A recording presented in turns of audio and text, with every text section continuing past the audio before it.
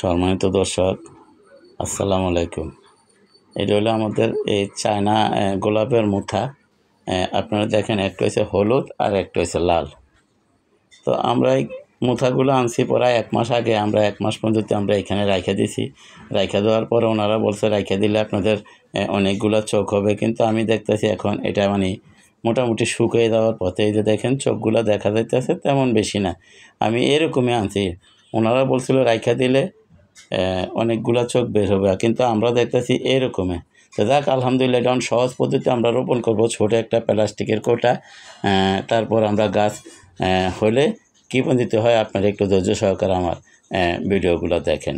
তো আমরা এখন এই কোটার এই 2টা কোটা ছিদ্রি করে নিয়ে তারপর এই যে ছিদ্রি করে নিচে দেখেন আপনারা মাটি নিলাম, নর্মাল মাটি, স্বাভাবিক মাটি। আমরা এখন এই যে রোপণ করলাম, এই যে দিলাম আমরা এই যে লাল চায়না গোলাপের বিচি।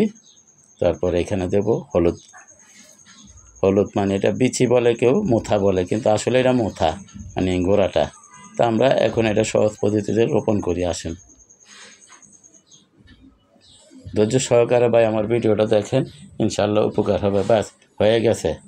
আমরা এখন একটু পানি দেব দর্শক। আমরা এবার একটু পানি দিই, দেখেন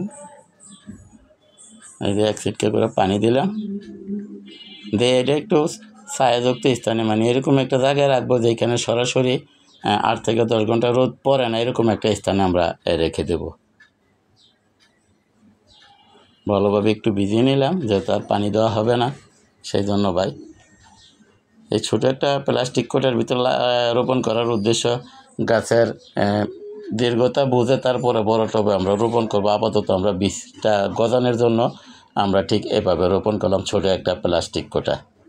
তো গাছ ওঠার পর আমরা ফিরে আসছি।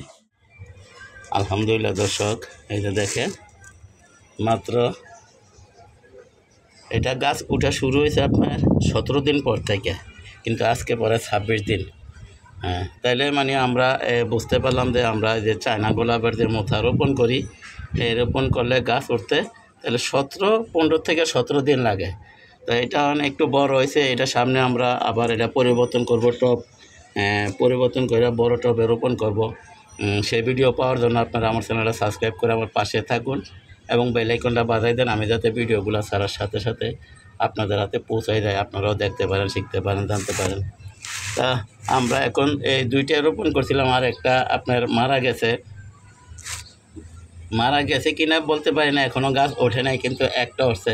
তো একটা যে উঠছে আজকে পরা 17 দিন পর থেকে গাছ ওঠা শুরু হয়েছে। এতটুক থেকে শুরু হইয়া এই পর্যন্ত এত বড় হয়েছে, তাই আজকে আমি এই ভিডিওটা দিলাম। তো সবাইকে ধন্যবাদ জানিয়ে আজকের মতো এখানে রাখি। আসসালামু আলাইকুম ওয়া রাহমাতুল্লাহি ওয়া বারাকাতুহু।